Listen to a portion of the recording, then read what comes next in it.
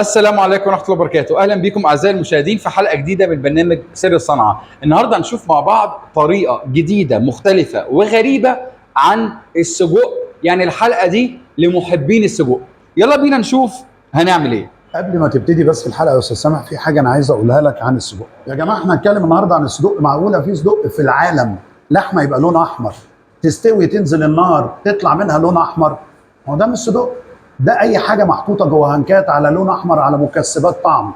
في حاجه على فكره اسمها ريحه اللحمه، بس الناس اللي بتعمل الكلام ده انا اسف ما عندهمش ضمير، لان هم بياكلوا الناس لون ومكسبات طعم. في بقى جلد فراخ بيفرموه ويحطوا عليه لون ويحطوا عليه بهارات، وتاكلوا السندوتش ب5 جنيه. حتى لو لحمه مستورده مش هينفع التكلفه كده. لكن لما نيجي نتكلم عن السجق اللي احنا هنشتغل بيه النهارده، ادي اللحمه بتاعتنا اهي، تمام. وهنعمل طريقه سجق عجيبه عمرها ما حصلت في اي مكان، لا في الشرق الاوسط ولا في اوروبا. دي اللحمه بتاعتنا، وادي بقيه المكونات. ادي عين الجمل، وادي الزبيب اللي احنا هنشتغل بيه، وادي البصل، وادي البهارات هقول لكم تركيبتها ايه، وده الملح. طيب يلا بينا أعزائي المشاهدين نبتدي طريقة السجق الجديد والغريب ده. دي اللحمه الدوش اللي احنا هنستخدمها في الفرمه بتاعتنا النهارده، وده عين الجمل بنحطها في الكيس، ونبتدي نكسر عين الجمل كده، نكسرها حتت، وبعدين بنحطها على الزبيب ونخلط الخليط ده مع بعض.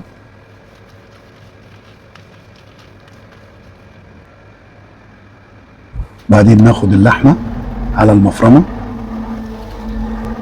ده اول وش كده. الناس اللي بتبيع سندوتشات السجق يتفرجوا على اللحمه البلدي اللي المفروض يتعمل بيها السجق. بنحط عليها البصل، وبعدين نقلب عليها المكسرات اللي احنا قلبناها خلطناها مع الزبيب، عين الجمل والزبيب، ونحط البهارات وبعدين الملح، ونرجع نقلبها تاني كلها في بعضها.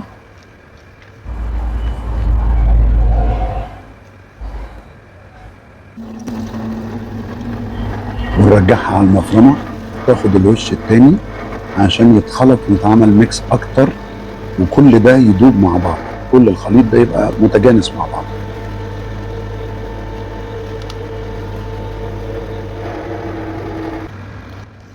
كده ركبنا الهنكات في المدفع بتاع كبس اللحمه، بدأنا نكبس اللحمه جوه الهنك. هنبتدي نعقد الصدوق عشان ياخد الشكل بتاعه، واللون اللي قدامكم ده طبعا نتيجه عمليه فرم الزبيب وعين الجمل مع اللحمه، فغيرت لون اللحمه للون البينك اللي انتم شايفينه قدامكم. احنا بقى هنوريكم افضل طريقتين لتصنيع الصدوق اللي احنا عملناه قدامكم من شويه وفرمناه وعبيناه. كده احنا بنقطع الصدوق، بعدين نحط طاستين على النار، بنحط زيت وقطعه زبده بلدي، هنضيف السجق،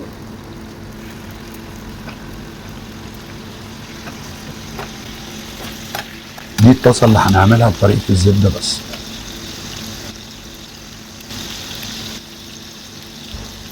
الطاسه الثانيه هننزل فيها بالبصل والطماطم والفلفل الالوان، ونبتدي نقلب الخليط ده مع بعض. نرش رشه ملح، فلفل اسود، وبهارات مشكله.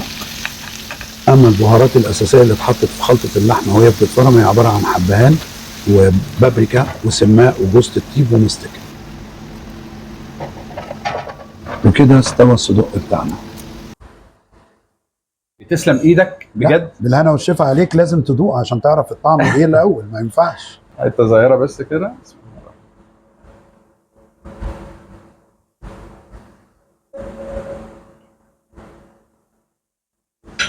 انا باكل فعلا خلطه، انا باكل عين جمل وزبيب على زبيب. حبيبي تسلم ايدك بجد، ويا رب تكونوا استمتعتوا بالطريقه الجديده والغريبه بتاعه السجق اللي احنا عملناها النهارده. شكرا اعزائي المشاهدين، والسلام عليكم ورحمه الله وبركاته.